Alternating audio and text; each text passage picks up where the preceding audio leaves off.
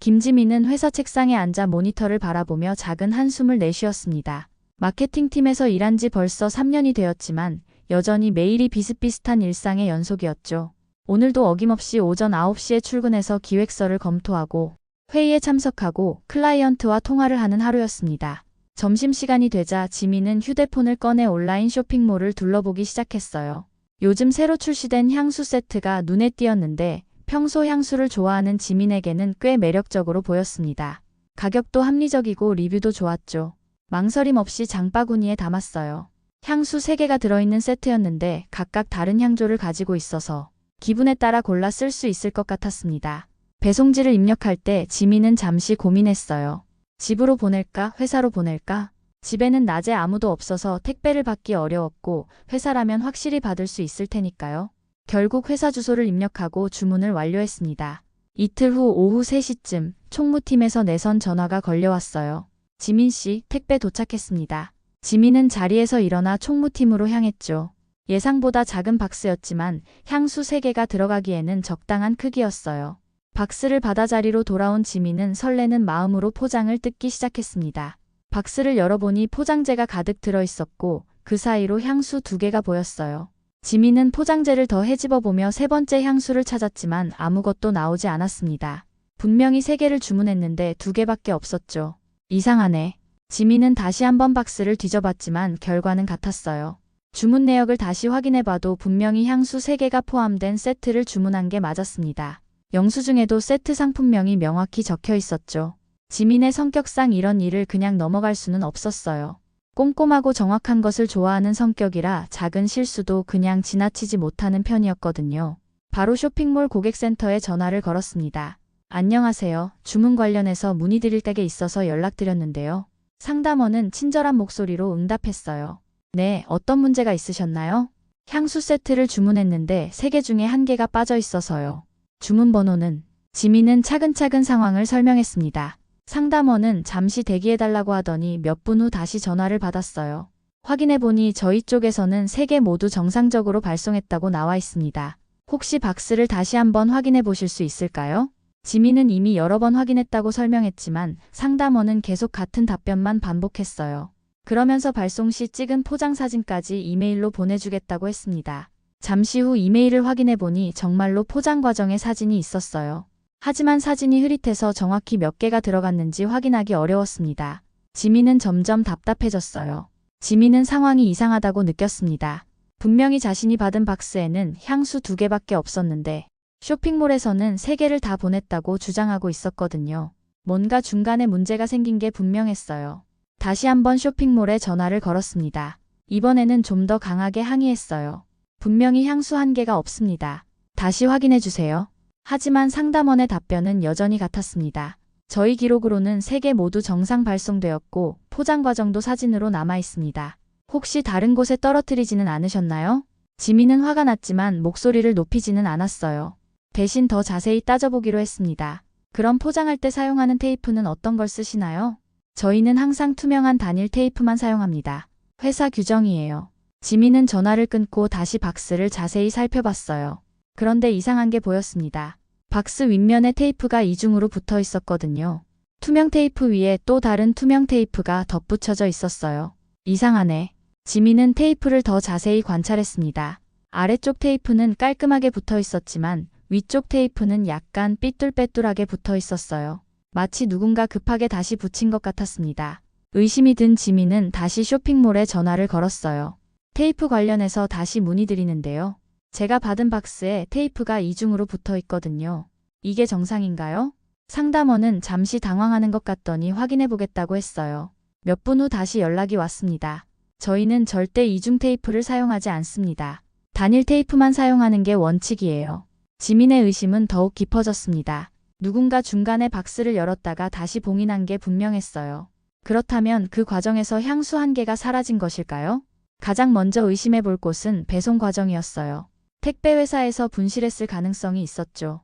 하지만 그보다 더 가까운 곳에서 일어난 일일 수도 있었습니다. 지민은 회사에서 택배를 받을 때의 상황을 떠올려 봤어요. 총무팀에서 연락이 와서 직접 가서 받았는데 그때는 별다른 이상함을 느끼지 못했었습니다. 하지만 박스의 테이프 상태를 보면 분명히 누군가 손을 댔던 흔적이 있었어요. 혹시 회사에서? 생각해보니 회사에서도 개인 택배를 받는 사람들이 꽤 많았어요. 특히 낮에 집에 없는 직장인들은 대부분 회사로 택배를 시켜서 받곤 했죠. 그런데 가끔 택배가 잘못 전달되거나 분실되는 경우도 있었습니다. 지민은 총무팀에 가서 상황을 설명했어요. 혹시 택배 보관 과정에서 문제가 있었는지 확인해보고 싶었거든요. 지민 씨 택배요? 특별한 문제는 없었던 것 같은데요. 도착하자마자 바로 연락드렸거든요. 총무팀 직원도 별다른 이상함을 느끼지 못했다고 했어요. 하지만 지민의 의심은 쉽게 가라앉지 않았습니다. 이중 테이프는 분명한 증거였거든요. 그날 밤 집에 돌아온 지민은 계속 이 일을 생각했어요. 향수 한 개의 가격이 그리 비싸지는 않았지만 문제는 그게 아니었습니다. 누군가 자신의 물건을 가져갔다는 사실 자체가 불쾌했거든요. 다음 날 아침 지민은 평소보다 일찍 출근했습니다. 어젯밤 내내 택배건으로 잠을 제대로 이루지 못했거든요. 사무실에 도착해서 자리에 앉으니 어디선가 은은한 향기가 풍겨왔어요. 처음에는 누군가 새로운 향수를 뿌린 것 정도로 생각했습니다. 하지만 그 향기가 묘하게 익숙했어요. 어디서 맡아본 듯한 느낌이었죠. 지민은 코를 킁킁거리며 향기의 출처를 찾아봤어요. 향기는 옆자리에서 나는 것 같았습니다. 옆자리는 최다의 대리가 앉는 곳이었죠. 최다혜는 지민보다 6살이 많은 선배였어요. 팀에서 일한 지도 오래되었고 평소에 후배들에게 친절하게 대해주는 편이었습니다. 지민도 최다혜를 꽤 좋아했었거든요.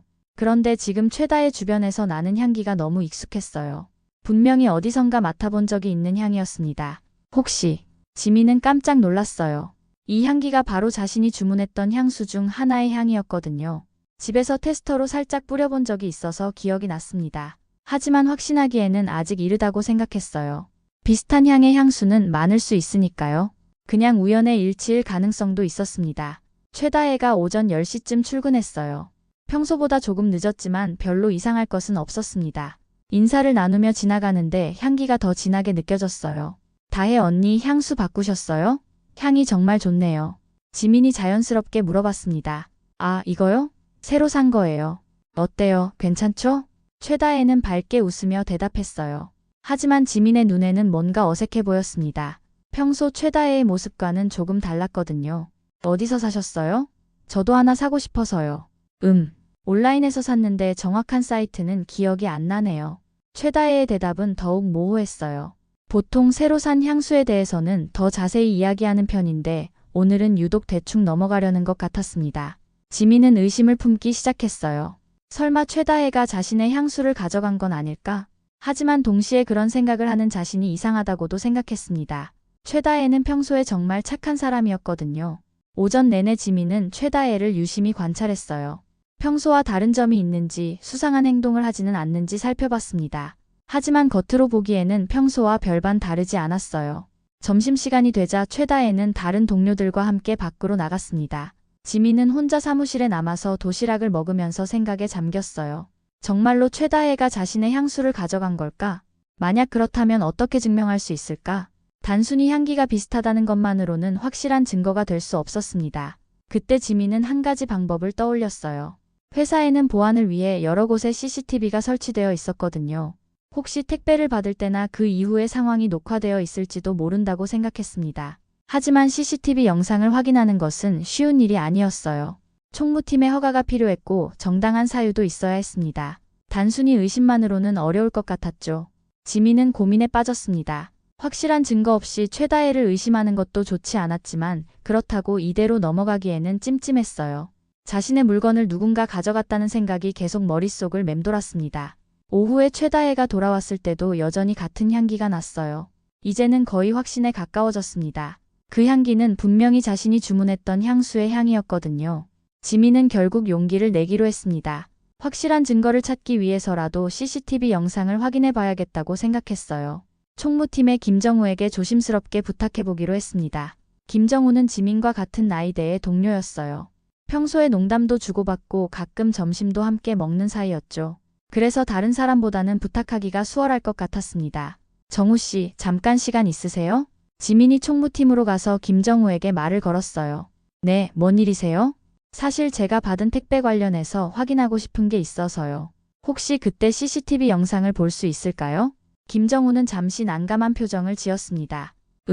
개인적인 용도로 CCTV를 보는 건 원칙적으로는 안 되는데요. 어떤 문제가 있으셨나요? 지민은 자세한 상황을 설명했어요. 향수가 하나 빠진 것부터 이중 테이프 발견, 그리고 수상한 향기까지 모든 것을 이야기했습니다. 그렇다면 정말 문제가 있는 것 같네요. 잠깐만요. 제가 확인해 볼게요. 김정우는 지민의 사정을 듣고 도와주기로 했어요. 하지만 공식적인 절차는 아니니까 조용히 해달라고 당부했습니다.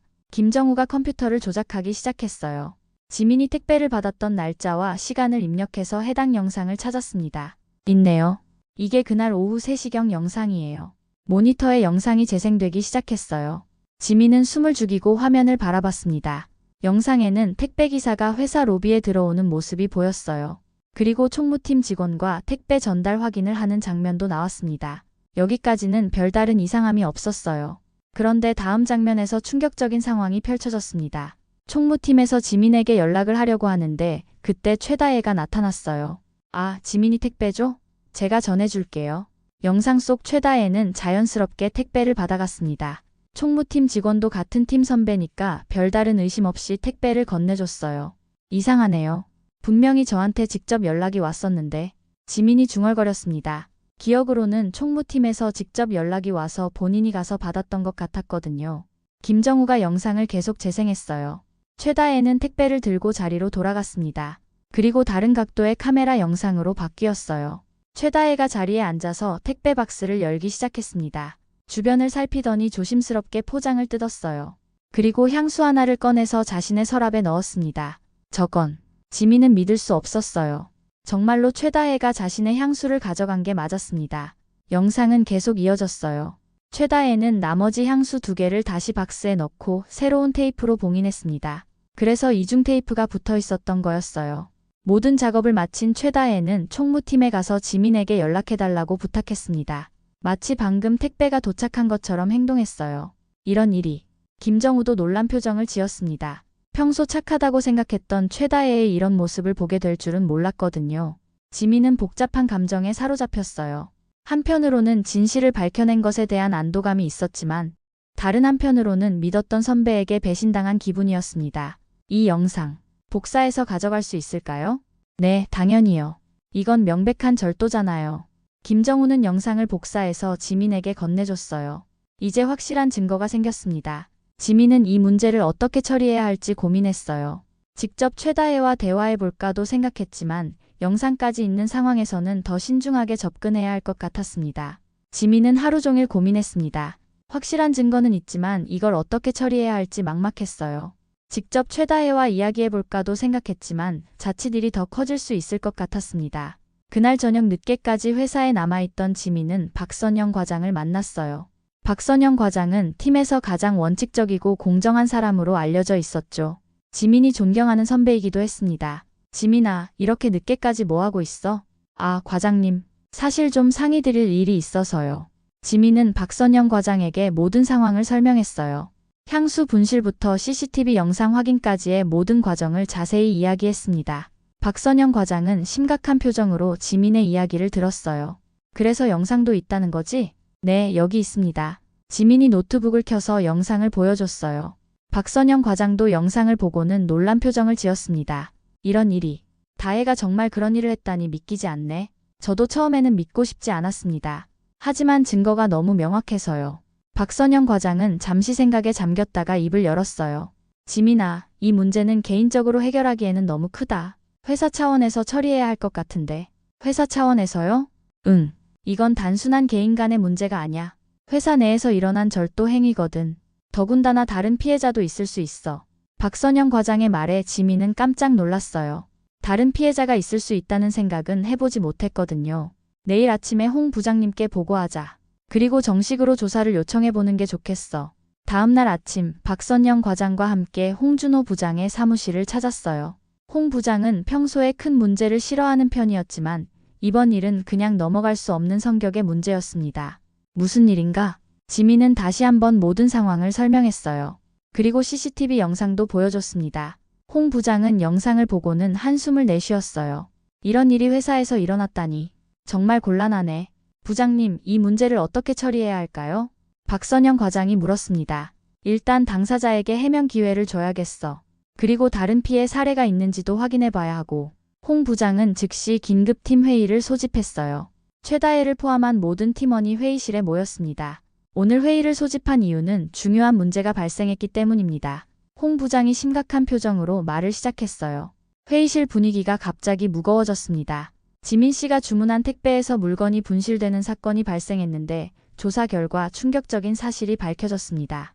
지민은 가슴이 두근거렸어요. 이제 모든 게 공개되는 순간이었거든요. 홍 부장이 노트북을 켜서 CCTV 영상을 재생했어요. 회의실에 있던 모든 사람들이 숨을 죽이고 화면을 바라봤습니다. 영상이 재생되자 최다혜의 얼굴이 창백해졌어요. 자신의 행동이 고스란히 녹화되어 있다는 걸 깨달았기 때문이죠. 혹시 다른 분들 중에서도 비슷한 피해를 당한 적이 있나요? 박선영 과장이 조심스럽게 물었습니다. 잠시 침묵이 흐르더니 한 명씩 손을 들기 시작했어요. 저도 작년에 이어폰이 없어진 적이 있어요. 분명히 책상에 두었는데 저는 보조 배터리가 사라졌었습니다. 그때도 이상하다고 생각했거든요. 핸드크림도 그렇고 작은 소품들이 자꾸 없어져서 신경 쓰였는데 연이어 터져나오는 제보에 회의실 분위기는 더욱 무거워졌습니다. 최다혜는 점점 작아지는 모습이었어요. 지민도 이렇게 많은 피해자가 있을 줄은 몰랐습니다. 홍 부장은 심각한 표정으로 고개를 끄덕였어요. 상황이 생각보다 심각하네요. 다혜 대리 해명할 기회를 드리겠습니다. 모든 시선이 최다혜에게 집중되었습니다. 최다혜는 한참 동안 말을 하지 못했어요. 손을 떨며 물잔을 들었다가 다시 내려놓기를 반복했습니다. 최다혜는 처음에는 강하게 부인했습니다. 하지만 목소리가 떨리고 있었어요. 저는 그런 일 한 적 없어요. 오해입니다. 그럼 이 영상은 어떻게 설명하시겠어요? 홍 부장이 다시 한번 영상을 재생했습니다. 최다혜가 택배를 가로채서 향수를 빼내는 장면이 선명하게 보였어요. 최다혜는 화면을 바라보며 입술을 깨물었습니다. 변명할 여지가 없는 명확한 증거였거든요.